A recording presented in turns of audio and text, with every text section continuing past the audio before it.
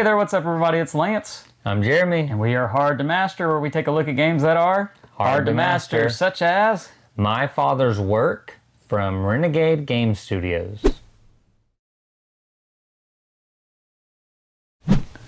My Father's Work is a game in which you are going to be putting out workers out on the board while at the same time having a story narrative experience that is going to tell you about what is happening with your family over 3 generations. And each player represents their own scientific family, and you are trying to carry on the legacy of your ancestors, or of your father's work, hence the name of the game. So this is going to have sort of a mad scientist horror theme to it, and it's very, very thematic. You've got a lot going on with this particular game, and we're not going to get into all the details and into the weeds of this game, but we are going to show you a brief overview of it, and then we'll share our thoughts on it. So Jeremy, why don't you take us over a brief overview of what you're doing here in My Father's Work? First thing you need to do is you need to go and download the app, because this is a game that's going to utilize the app. Does a great job utilizing the app, because based on this story-driven narrative that you're going through, the app is going to basically be monitoring those decisions, giving you the options that you will be seeing, which will help you when you're going through one of these 3 scenario boxes, because you're going to choose one of those scenarios and you're going to set up the board, everybody's player mats, and then you're going to get into it. And whenever you get into it, you're going to have certain things you're going to set up here as far as I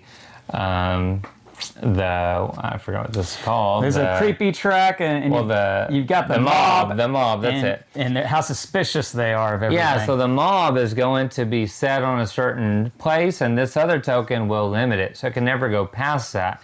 And you'll notice that we do have these different storybook tokens on the board. The setup will tell you where to place those. Now that's going to tell you whenever you do something, maybe visit this location, maybe reach this amount on the creepy track or insanity track, that's going to trigger this scenario excerpt in the story that you're going to click on the app.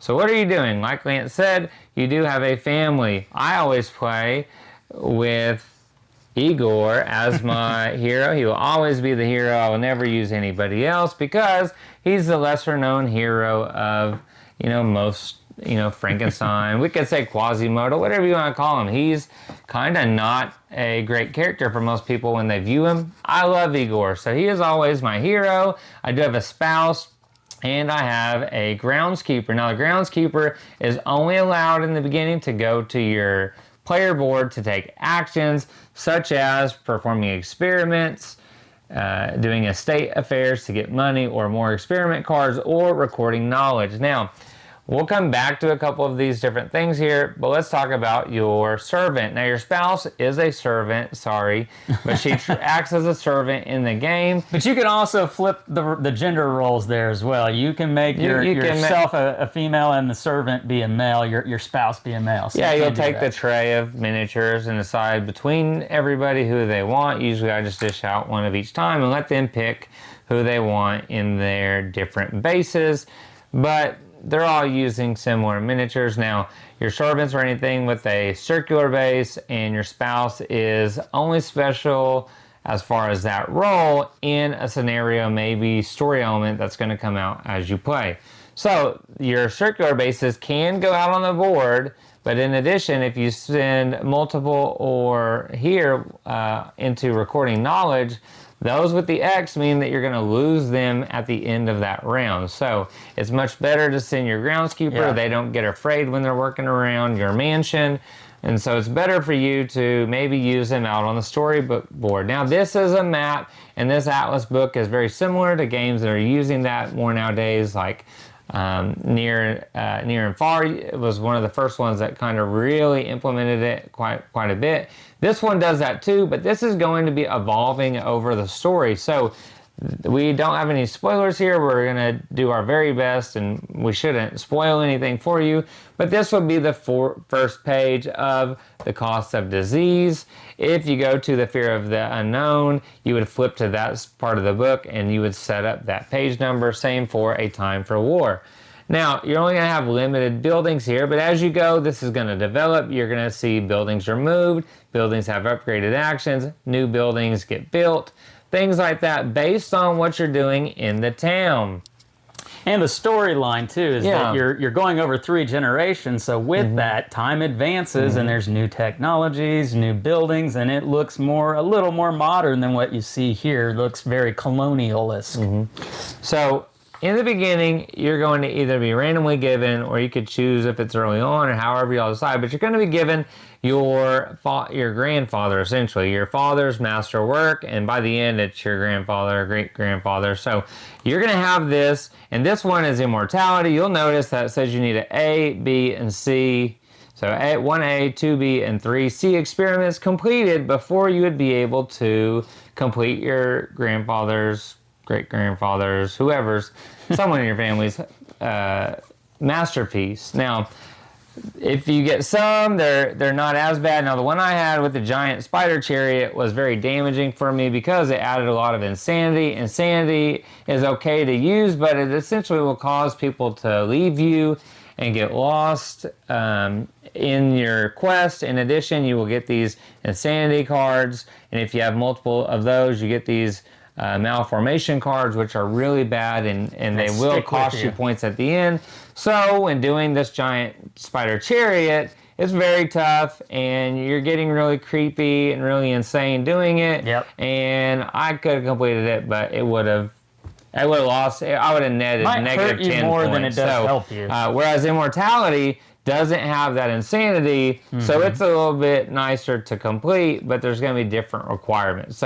But they're all going to give you about 21 points, but have a different effect that's going to affect your character. So you're trying to ultimately complete this by the end of the game if you can. Story-wise, I always want to complete it, but it does kind of depend on if it works to your If my character's going for a certain title or role, I will neglect this card if it gives me the win, and I could still do that. But this is really what you want to complete, and you feel really good when you complete it, but they are much harder. Now, you have 3 different experiment cards, and you're going to start with one of each at the beginning of the game, and you're going to be drawing more through each round. You're going to get more, as well as you can get the different resources from different tiles that you might have.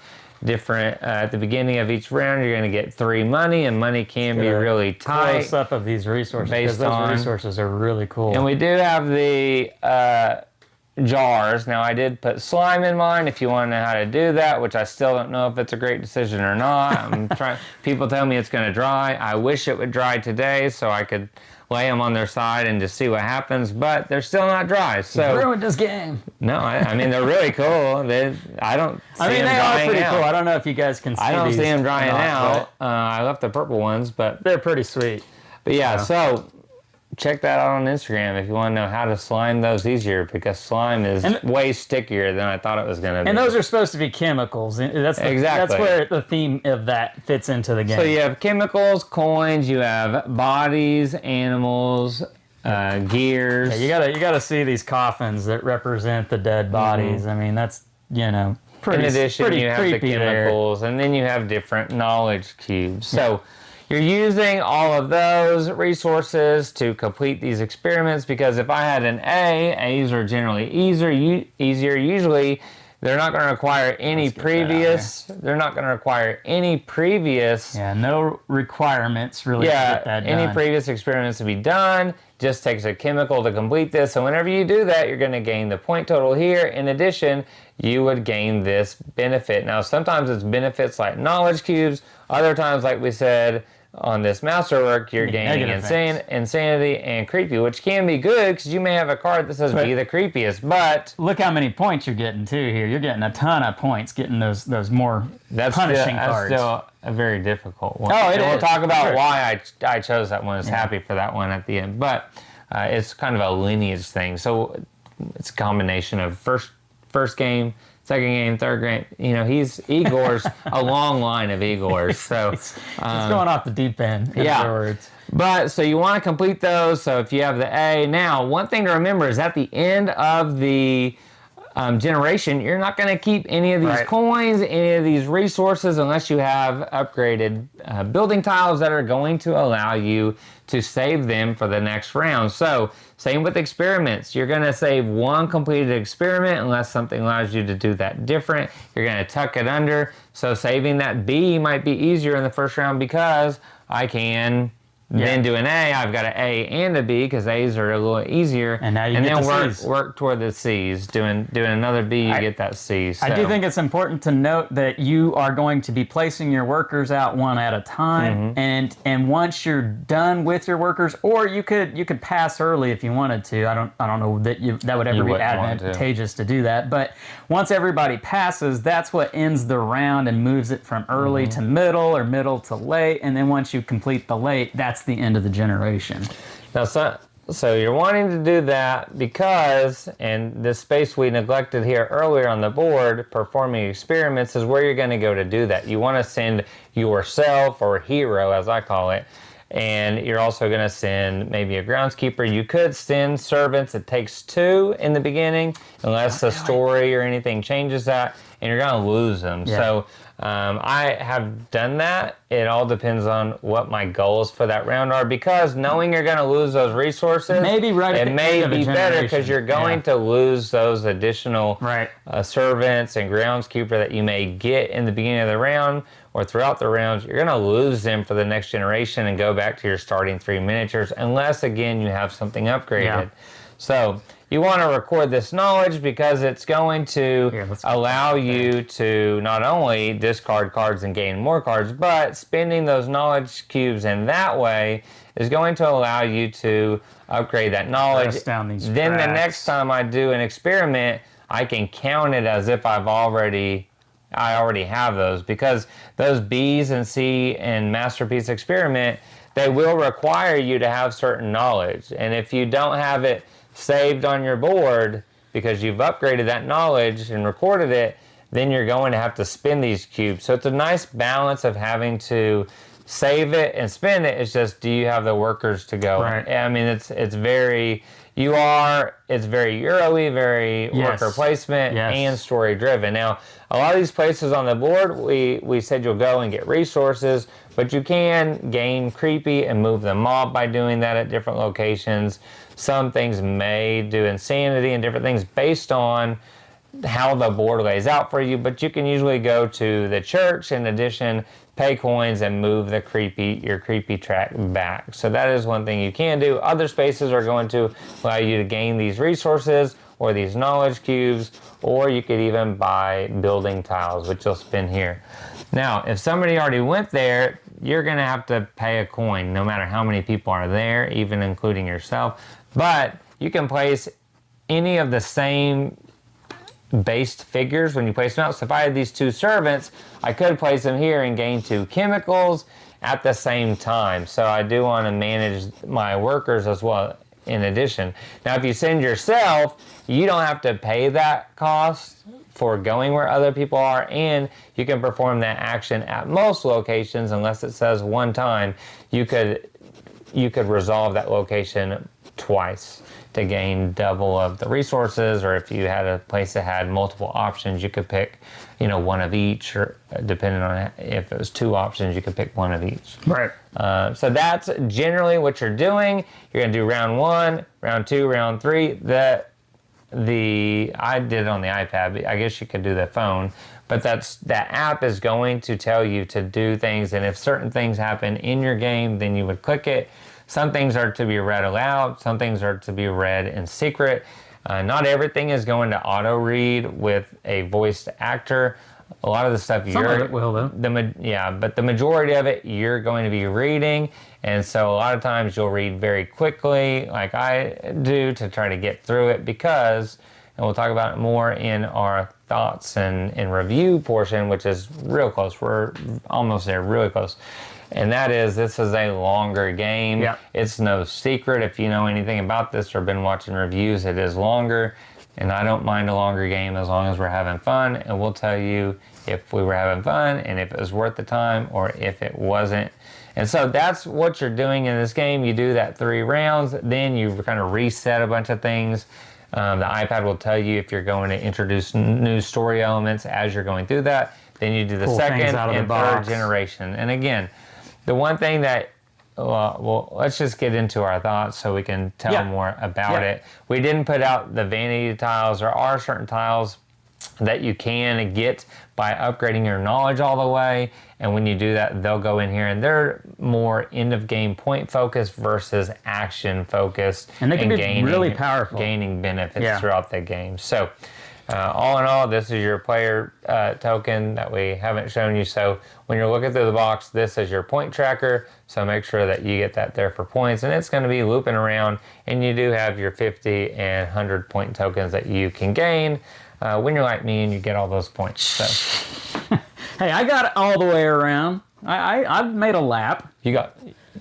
Okay. But yeah, let's talk about our thoughts on this game, because there is a lot to talk about with this particular game. As Jeremy said, it is a lengthier game. I would venture to say it's maybe about an hour per player. Yeah, I in my plays, and I played a few times, each one, I've played 4 players each time. I've heard from other people playing 3 players, that's about 3 hours-ish. And so not counting setup and tear down, it is going to be a true about an hour per player, based on my experience. But then again, I've only played my games with 4 players, but that's normally how I like to play games anyway. And with that, I would say that my experience with the game is that it's 50% worker placement, contract fulfillment, resource management, 50% narrative.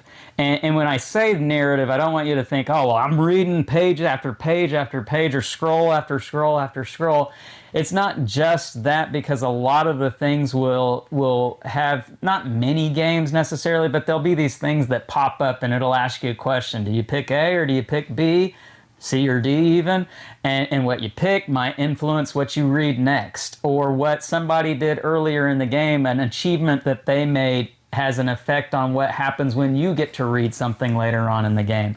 So it's not just this dry reading things to be reading things necessarily. It is very much a story that unfolds and evolves over the course of the gameplay. So it actually means something. It's reading that you want to do in a board game experience, or at least that was my experience with it. So I didn't mind the narrative parts of it, and even those being lengthier parts, that didn't bother me one bit, because it was super thematic and it tied in to every aspect of this game. And I really much felt like you couldn't separate one element of the game, whether that be the board game mechanics from the narrative experience. You really had those things intertwined together, and they both gave to one another very well in this game. That's how I felt about it. I agree with all that. I think that it all meshes well together, and if you took one thing out of it, if you took the story out of it, you could still have a worker placement game. It just wouldn't be as good of a game because you're not building that story behind. You know, if you just had cards, I don't feel like you would still have that story element through the cards, just like if you'd play another campaign game based off that. But the choices aren't... Like, you would know, I feel like you would know some of the stuff coming up by getting stuff out through the cards versus the app tracking and giving you. Because just because there's 3 boxes here, like I said in my real review, you're not stuck with just 3 to play it 3 times and done. Each box has 8 different endings based on the options that you choose through that session. So I could play this multiple times and see different things, because you're not going to see all the cards or all the tokens. You may have a certain objective card in one box and then get another one, and you're working through that storyline, and the next time you play, you have a different card that's never come up, or you have one that you didn't get. Now your goals are changing, so you're adjusting the way you play because you're not limited in certain areas, things like that. Now, I will say I'm a little bit different variation as far as the percentage. I feel like this is a true probably 65% worker placement, Euro, resource management, all those mechanic game. that's nice because it upgrades, but I feel like the story is more about 35%. Okay. And I did most of the reading in our session because other people just wanted it to go along. Not that I read fast by any means, but it was just much easier for me to continue unless somebody wanted to read, and then I would let them read. But I feel like the story is there, and you're gonna read it, and the things change on it. But I feel like still, if you're trying to win the game, you're focused more on this than the story, because the story, I will say, does have a few things I've seen that give you a story decision, whether you're bidding money or this and that. But that's all it was. Like, you have a title now, and you're that, but there's no decisions. And you weren't in this one of these plays, but I won a bid, was given something, not a resource or anything, but a title. or a role in the story. But that was about what the role was. That was about all I was like, when do I get to do something with this? And so I feel like, and the story is there, and it's a great story to go through, and however much you build into it, like I said, I only play with Igor, and for me, even whenever I post about the game, I'm going to post a very thematic story about his, sweet victory and overthrowing all the... But that's why the story is such a vital part of the experience of the game, because you feel connected to this family that you're playing as over the generations. I agree, but I feel like if you're diving into that, you will. But if you don't, if you don't play into that, it's going to be a 35% experience. The true meat of the game is the board and completing these. I will agree with that. Completing these, because without the cards, the cards for me dive me into the story, because I may want to do this card and I'm horrible for doing this, but I still You're a mad scientist. I still win, but I'm mad when I play this game, because not like mad at somebody, but I'm a mad scientist because I look at the doodle image, the sketch image, and I'm like, I want to build that. I don't know if I have the resources, but I'm going to go for that, because I even told you, I was like, when I sleeve these cards, I was like, I want that one. And I got the card, I was like, it's getting made. Like, I don't care. It's getting made, because I'll ruin the game for myself. Igor's making it, his story, and we're going to just throw it all in and make it legit. So, but the fun with this game, I feel like, comes from not just fulfilling these cards, but also and when I say legacy aspect, I don't mean like a legacy board game. It's your character's legacy. It's your character's legacy and fulfilling your father's work, right? Like, that's the ultimate goal in the game. Not that you do that and you're guaranteed a victory, or you could even win and not do that. You definitely probably will win and not do it in some games. But if you do it, you sort of feel this, I did it. I spent the last 4 hours working towards this and I got there. Like, you feel like you've accomplished something. I'll tell you, in the first game I played, I did create my great-grandfather's masterwork, the Nyctalope. The Iron Suit, Iron Man. And so when picking one that was not the one that I had done before, I said, okay, we've made an iron suit. We've got to make a giant spider chariot. Oh, of course, Neglecting to realize I was going to go super insane crazy at the end, and I would have gotten 21 points, but I would have lost 31 points from the malformations and insanity I would have gotten. You bringing that up brings me to one of the things that I like the most about this game, and that is that the decisions that you have to make in this game are really tough decisions. They're not easy decisions. They're not decisions that you would just go into it and say, yeah, of course I'll do that. I'd do that 100 times out of 100. Because a lot of the things that you do in this game give you a little bit, but at the back end, they're taking something away from you too, making you slowly more crazier, making you more creepy. And some of it you don't know about because the story's tracking it, and you don't find out until later how that influenced the rest of the board and different things. So you have to think, do I go do that? Because because the townspeople are watching. Sometimes you could be the first one to go get a storybook token, like Lance and I at times, thinking you're going to get a benefit, and you're just crazy, and you actually lose points. And so you have to really think about, is it Is it Should worth I go Should get do it that? now and be? I might be the only one that can do it, but I might also be the first creepiest person now, and somebody else gets a benefit for taking their time. It's like Dr. Ian Malcolm, you know? All this time you were wondering, could we do this? You never bothered to ask, should you do this? So you're saying I need to have him on his side with his shirt Maybe you should. Maybe you should have thought about whether you should have built that iron spider. It's more like George Costanza. Yeah. Oh gosh. But no, I do want to be clear that that this isn't a perfect game, that it doesn't have any blemishes on it, because we've been raving about it quite a bit. There are some things that this isn't a game that I'm going to play every night of the week, obviously. No. It's 4 hours long in a 4-player game, and it is a slow burner type of experience. You know, you're working towards making things happen. Things aren't just going to happen in this game. So you do have some downtime in between turns. And I think a lot of people, I like tight games. I like restrictive games. This is slightly restrictive in that you have to pay to go where other people are. I think the most restrictive thing for people is having to get rid of all your resources at the end of a generation. And your cards. Yes, and losing workers. And I am fine with that. I actually like that, but I know a lot of people will not like that about the game, because you do start fresh each generation and you have to rebuild, especially the experiment cards. And I will say that at the beginning, the first time you play this, it will be a little confusing on how the experiment cards go. And yes, you need that tree of, I need an A, then 2B, but I'm going to lose. I did an A and a B, but now I just have to save one, so I got to start over and this and that. And I have this building that gives me a tile that acts as a C or whatever. I feel like that's going to be the most confusing thing, that and maybe the research.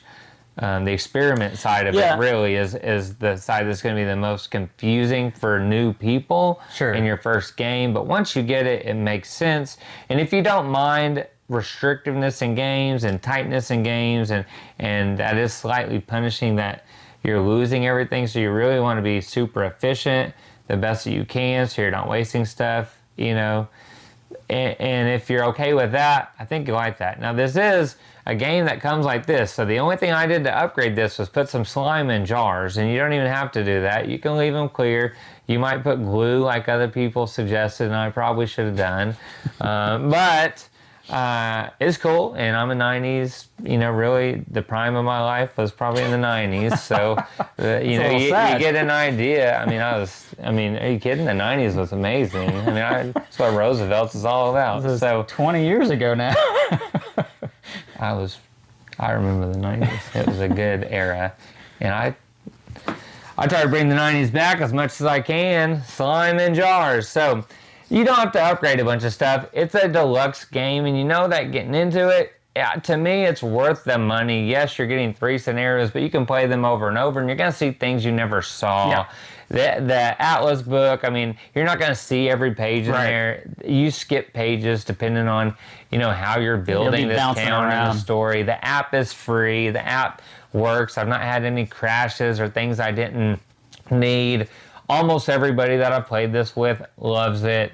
You really enjoyed it. I really enjoy it. But I think it depends on how much you dive into that story and how much you like that restrictive element of wiping everything and refreshing at the end of the generation, and if you like the mechanics. I think if you like those things and you're okay with a little bit of punishment at the end of a generation, you're okay with an app-based game, and you're okay with reading through the story in a longer game, this may be one you like. I say it all the time. I don't mind a long game if I'm having fun with it. Now, that doesn't mean that I want every game to be super long. Mm-hmm. I don't want everybody to have AP. I'm okay if you have AP 1 or 2 times, more towards the end of the game, or the first turn maybe. But as we go, you need to get through your actions. And I feel like it's not super hard to take your actions in this. Until maybe you get to the end and you're trying to complete that masterpiece. That's understandable. And you really have to weigh out. But the game is going to be a long game. We're not lying to you. Yeah. This is, they sent us this to review, so we will be transparent about that. We're very thankful for it. We've said a bunch of amazing things about it. I'm very happy that I got to dive in more than I had played once before. So I've dove in pretty good to know this is not for everybody. But if you're someone that likes and gets involved, if you're someone that plays like D&D and stuff, and you like to dive into your character, I think this is going to be it. Yeah. I've never played D&D, but I know that's a highly, that's a highly interactive, story-driven experience. So you're going to be getting that through, and if you read the letters like that, you're going to like it. D&D is not a short game, from what I understand. It's a long experience, and it's a long campaign. And depending on what you're doing in the world that was built that day, or that scenario that was built, you're going to be doing it, from what I understand of it. So people that like story-driven games know they're generally a little bit longer because you're diving into that. We even going through Frosthaven, if you have 4 people, it's a longer game. There's story into it, and you have to, not as much as this, but there's different things you have to read and go through, and just know that if you're wanting a game that's upgraded, this is it for you. If you're wanting a game that has a story and you like story-driven games, this is it. If you like worker placement games with restrictiveness, and everything I've said so far sounds good, and you're okay with a longer, 3-4 hour game depending on player count, this is it. But those are the things that you've got to think. But to me, I highly recommend it, but I like those things. But I do know one friend that really dislikes the game, but he doesn't like longer games necessarily. So if you're someone that's like a 4-hour session, yikes. Lance won't even play TI4, and that's a lot longer. So if you're like that, well, and even me, somebody who's like, that's what I'm saying. 4 hours That's what I'm saying. time. Someone like, that rather play multiple games. Lance enjoys it, and he's 2 hour game. Yeah. But me, I don't care if it's long. I would play, longer games, and I enjoy an experience as long as it's not dragging. And this one does not drag. The best element was when I got to analyze Lance in a way. We're not going to spoil, but I got to do that. The licensed mental health professional verbally. I had a mental. Don't tell them. You can't spoil anything, but it was hilarious. It's to me a lot of fun. The funnest part of it, because giving that, and these are so all funny. part of the story. Experience, right? They build on that experience, and so if those things sounds like things you like, I think you would really like this one. Yeah. I think it's time that we just let's get to our scores. Last thought and scores. Yeah. So let's get to scores then on this one. Again, we've been saying a lot of positive things about it. For me, I love this game. I would always be down to play this one if I've got the chunk of time to be able to dedicate to it. Because, again, the choices are just so difficult to make in this one. It is a brain burner in the sense of weighing out the pros versus the cons of every choice. I think the decisions were that tough. Until the very end. And at the very end, it was, That was it, do I complete this giant spider chariot and fulfill the legacy work and find some other mechanical thing to make, or... And it's not a difficult game to grasp for me necessarily. I didn't think it was a difficult game to grasp, but the difficulty came in... Which experiments? And where to get the stuff. Do I do them at all or not? Do I maybe go a different route to get my points? But, you have to do some experiments throughout the course of the game. It's just a matter of choosing how much do I give up to get the good stuff that I get from doing these experiments. Give it all up. No, because then you'll go crazy, and then you're in I don't want to spoil anything. You give it all up, or you're going to give it all away at the end of the generation. Let's quote it. For me, I'm going to give this game a 9. I really, really, really like it. I've already said a little bit about the few things about it that are just near misses for me. They're very close to being making this game fantastic and near perfect. Just the smallest imperfections, that being, it's a very restrictive game in the sense of, for me, it's the workers, so not so much the resources. Yeah, you got to get your resources, but that's true in any kind of Euro game. Getting the resources is a struggle. I just expect that, but not always having the workers that I need, and it's sometimes a big struggle to get those workers back.